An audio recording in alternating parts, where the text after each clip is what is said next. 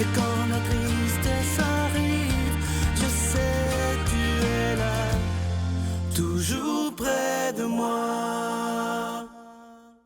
Bon vendredi matin, bienvenue à votre émission La Victoire de l'amour. J'espère que vous allez bien. Comme on le fait tous les vendredis, on rejoint notre médecin de l'âme. Il est psychologue Pierre Faubert.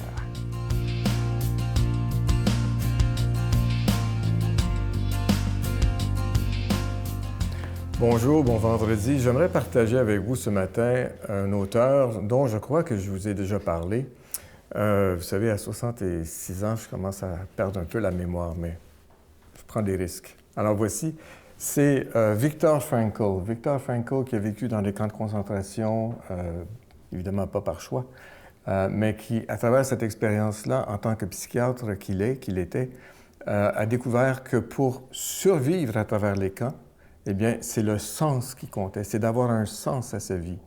Et le livre que je cite ici ce matin, c'est « La psychothérapie et son image de l'homme ». Viktor Frankl, c'était un juif. C'est pas parce qu'on est juif, catholique, musulman, peu importe la religion, qu'on n'ait pas besoin de trouver un sens à notre vie. Hein? Combien de personnes qui viennent me rencontrer qui me disent « Mais j'ai l'impression que j'ai aucune raison de vivre. Hein? » C'est difficile, ça. Viktor Frankl m'a été introduit par nul autre que ma mère quand j'avais 20 ans. Et c'est le livre qui m'a probablement le plus influencé et qui a vraiment changé ma vie et qui m'a amené là où je suis maintenant.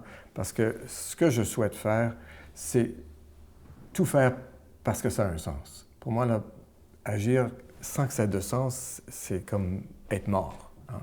Alors, je vous lis simplement quel titre il a donné à ces derniers chapitres. « L'homme en quête de sens, une raison d'être heureux ». Une époque de frustration existentielle. Et à un moment donné, je vous parlerai là, du virtuel et du réel. Hein? Le virtuel est réel, mais j'y reviendrai. Cause et effet du vide. Qu'est-ce qui cause le vide? C'est quoi un vide existentiel? C'est d'avoir l'impression de ne... j'ai utilisé l'expression, c'est comme si on n'avait plus rien dans le ventre. C'est comme s'il n'y avait aucune raison de se lever le matin. Et c'est peut-être comme vous l'avez sûrement entendu dire, les jeunes dans les régions éloignées, dans le nord du Canada, dans ce qu'on appelle les réserves autochtones, à Ottawa-Piscate par exemple, ils disent « Je n'ai pas de raison de vivre, il n'y a aucune raison qui m'appelle pour rester ici ». Le sens de la vie, c'est un appel, hein? C'est quelque chose qui fait en sorte que je me lève le matin. Je veux accomplir quelque chose. C'est une mission. C'est quelque chose qui, par exemple, comme je l'ai écrit ici, c'est quelque chose à découvrir. La seule façon de supporter la vie sera toujours d'avoir une tâche à accomplir, à honorer, qui est un appel qui vient de l'intérieur. Ce n'est pas une obligation extérieure. Et je reviens à l'amour, c'est que le sens, c'est une réponse à un appel d'amour. C'est que quand Viktor Frankl était dans les camps de concentration, il a dit « Ce qui m'a permis de survivre, c'était d'avoir un sens, mais aussi d'avoir un sentiment de liberté à l'intérieur de ces murs. Donc, de choisir son attitude et de continuer à vivre. » Alors, je vous souhaite un bon vendredi et une bonne fin de semaine. Notre Père qui es aux cieux, que ton nom soit sanctifié, que ton règne vienne, que ta volonté soit faite sur la terre comme au ciel. Donne-nous aujourd'hui notre pain de ce jour. Pardonne-nous nos offenses comme nous pardonnons à ceux qui nous ont offensés. Ne nous laisse pas entrer en tentation, mais délivre-nous du mal, car c'est à toi qu'appartient le règne, la puissance et la gloire pour les siècles des siècles. Amen. Donne-moi rendez-vous dans l'éternité, qu'il faut croire toujours en toi. Mais mon Dieu, j'ai besoin de toi, comme lui savoir dresser la table, chanter l'amour, gens de toute la terre.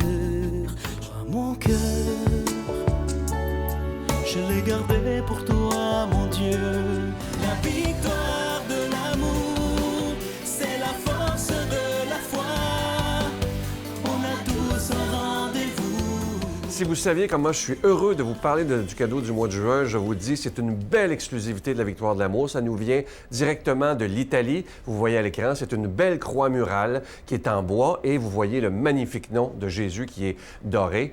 C'est avec un don de 25 $. Et si vous en voulez deux pour en donner à des cadeaux, parce que ça se donne vraiment bien en cadeau, c'est avec un don de 40 $. Évidemment, j'espère qu'elle aura une place de choix dans votre maison, dans votre entreprise peut-être, ou dans votre... il y a des gens qui sont peut-être dans une maison de personnes âgées, un CHSLD, que Jésus soit bien en vue et afin qu'on puisse se rappeler de lui demander de l'aide lorsque ça ne va pas. Et moi, je peux vous dire que j'en ai deux chez moi et j'ai pas honte de montrer ce Jésus que j'aime tant. Alors, je vous rappelle que c'est avec un don de 25 $ et si vous en voulez deux, avec un don de 40 $. Et je vous rappelle aussi que cette croix, elle est déjà bénie. Je vous donne l'adresse, la Victoire de l'amour, casier postal 120, succursale Boucherville à Boucherville, le J4B 5E6, je vous la redonne, la Victoire de l'amour, casier postal 120, succursale Boucherville à Boucherville, le J4B 5E6. Également par téléphone, par carte de crédit du lundi au vendredi de 8h30 à 16h30 dans le 514-523-4433, 523-4433 ou sans frais, le 1-888-811-9291, 1-888-811-9291 et aussi sur notre site Internet, le www.lavictoiredelamour.org. Alors, je vous rappelle cette belle croix en bois avec le magnifique nom de Jésus qui est doré, évidemment, et cette croix nous provient directement d'Italie. Je vous remercie de tout cœur de votre prière et merci aussi de votre grande générosité parce que tout ça est possible grâce à vous.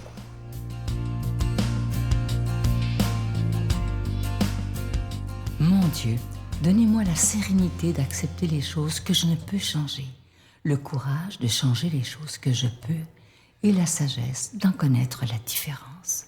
Amen. Aujourd'hui, la proclamation de l'Évangile est faite par l'abbé Daniel Gilbert.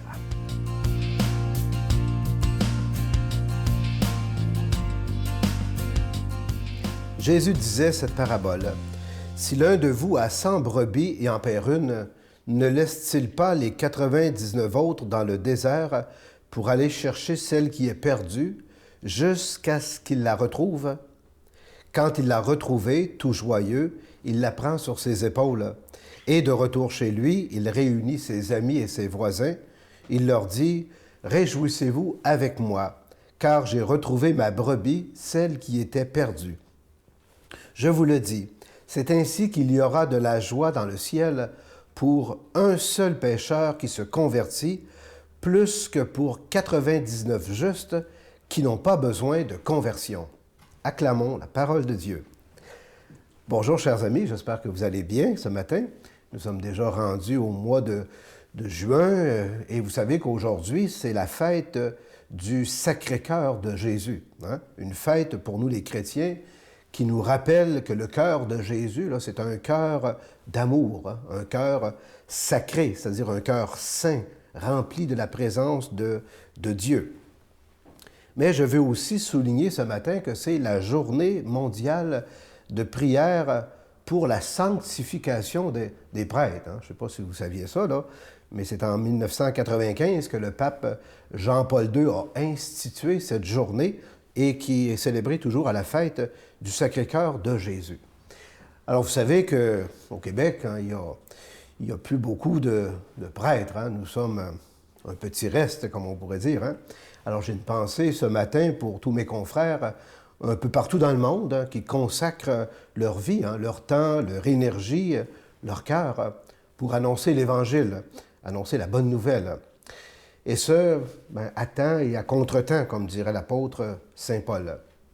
Vous savez, les prêtres, nous autres, on essaye du mieux qu'on peut d'être à l'image de notre Maître, Jésus. Nous avons besoin de vos prières, comme le pape François avait demandé au jour de son élection, que le peuple prie pour lui. Nous avons surtout besoin d'aller puiser, nous autres aussi, au Sacré-Cœur de Jésus, parce qu'il est la source de l'amour. Il est le bon pasteur, comme on le voit dans l'Évangile de ce matin.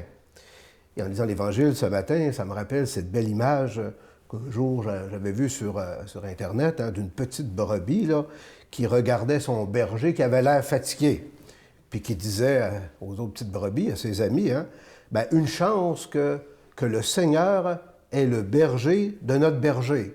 Hein? Alors, je trouve ça intéressant, cette image-là. Avoir la charge du troupeau, c'est pas toujours facile, on le sait, hein? Mais c'est un métier tellement gratifiant. Laissez-moi vous le dire, on va célébrer bientôt 25 ans de prêtrise. J'ai jamais regretté ça, comme on dit, hein? Et d'ailleurs, j'ai célébré l'autre jour le sacrement du pardon avec les enfants de ma paroisse. Puis j'avais l'impression d'être le berger de ces petites brebis là, qui venaient s'asseoir à côté de moi puis me confier leurs regrets, hein, les petits péchés qu'il y avait, puis qui repartaient surtout tout souriant, le cœur léger. Puis là, dans mon cœur, bien, je remerciais Dieu d'être mon berger, puis me donner cette grâce-là d'être le berger du peuple de Dieu qui m'est confié. Et vous savez que le monde a tellement besoin de connaître l'amour de Dieu, de connaître la miséricorde de Dieu.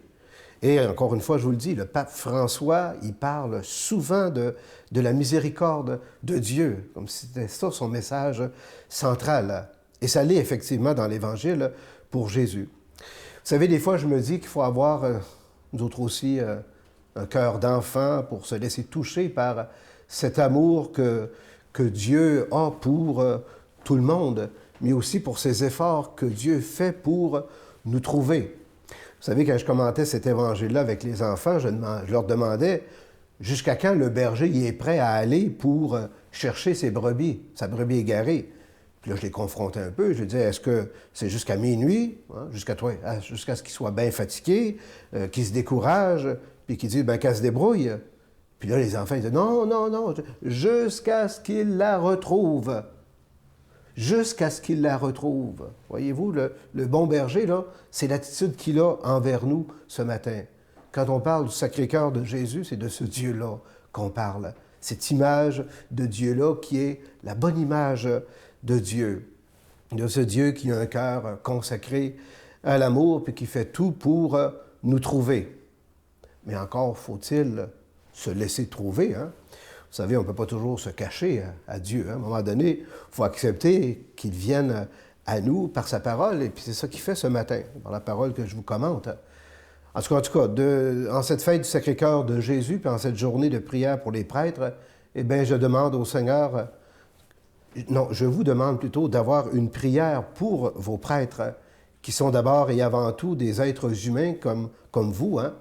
Mais qui portent ce désir de révéler au monde le cœur plein de tendresse de ce Dieu que Jésus nous a révélé. Et là-dessus, je demande au bon berger de vous bénir, au nom du Père et du Fils et du Saint-Esprit. Amen. Je vous salue Marie, pleine de grâce. Le Seigneur est avec vous. Vous êtes bénie entre toutes les femmes, et Jésus, le fruit de vos entrailles, est béni. Sainte Marie, Mère de Dieu, priez pour nous pauvres pécheurs, maintenant et à l'heure de notre mort. Amen. Je vous laisse avec une belle pensée de Mère Teresa. Vous allez voir, elle avait raison en mots, t'as dit quand elle a écrit ça. Écoutez bien. La personne humaine est irrationnelle, illogique, centrée sur elle-même, mais peu importe, aime-la. Ça, c'est tout à fait vrai. L'être humain, on est donc des êtres compliqués, mais elle dit, il faut aimer quand même l'être humain. Je vous souhaite une belle journée et j'ai déjà hâte de vous retrouver demain matin. Bye. Scène typique là, d'un couple qui s'est chicané et puis je l'ai laissé partir à la maison tout seul. En voulant pas me chicaner plus parce que je me disais que ça donnait absolument rien de me chicaner dans l'état où il était. Donc, je suis retournée chez mes parents où mes enfants étaient parce qu'ils les gardaient pour la nuit. Et puis, lui est rentré seul à la maison et il a commis l'irréparable.